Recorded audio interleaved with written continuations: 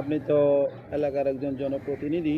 আপনি যে নিয়মিত কোতোয়ালং বাজার হয়ে আপনি আসা যাওয়া করেন, এই কোতোয়ালং বাজারের এই যানজটটা এই দীর্ঘদিনের, এটা কোনো মুহূর্তে স্থায়ী সমাধান হচ্ছে না। আমরা জানি ওখানে ওই একদম সড়কের মধ্যে অবৈধ স্থাপনা বলবো না, অবৈধ ভাসমান দোকান রয়েছে। আর ওই দোকান থেকে একটা চক্র নিয়মিত ওখান থেকে চাঁদা আদায় করার কারণে ওই কোতোয়ালং বাজারের যানজট নিরসন হচ্ছে না। আর এটা নিয়ে অনেক মানুষ হিমশিম খাচ্ছে, আপনারাও নিজে ওখানে ভুক্তভোগী। এটা কি করলে এটা স্থায়ীভাবে সমাধান হবে বলে, এই যানজট নিরসন হবে বলে আপনি মনে করেন? বিশেষ করে ওই কোতোয়ালং বাজারটার মধ্যে আমি প্রতিদিনেই ভোগান্তিতে পড়ি, কারণ আমার সকালে আসতে হয়, বিকালে যেতে হয়।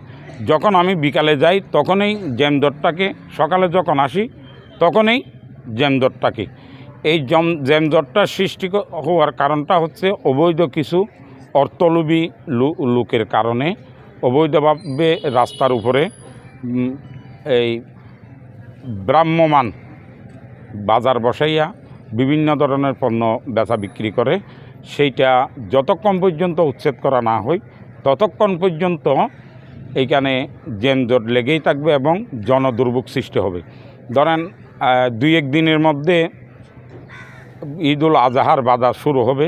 এখন যেভাবে যানজট লেগে আছে, ঈদুল আজহার বাজার যখন সৃষ্টি হবে তখন আরও ব্যাপক দুর্ভোগ সৃষ্টি হবে। সেই দুর্ভোগ থেকে বাঁচতে হলে এই যে রাস্তার উপরে যে ভ্রাম্যমানভাবে হকারেরা বাজার এই বেচা বিক্রি করতেছে, সেইগুলো অবশ্যই উচ্ছেদ করতে হবে। আপনাদের মাধ্যমে আমি সংশ্লিষ্ট কর্তৃপক্ষকে অনুরোধ করব, শুধু রোহিঙ্গাদের নিয়ে যে কোতোয়ালং বাজার স্থাপন করা হয়েছে, শুধু কোতোয়ালং না, প্রতিটি বাজারেই অবৈধভাবে যে স্থাপনাগুলো আছে সেইগুলো উচ্ছেদ করা অত্যন্ত প্রয়োজন।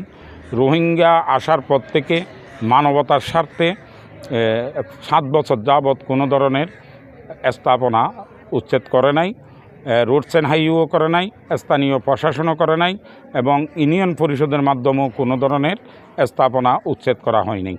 যার কারণে প্রতিটি বাজারে লেগেই আছে যানজট।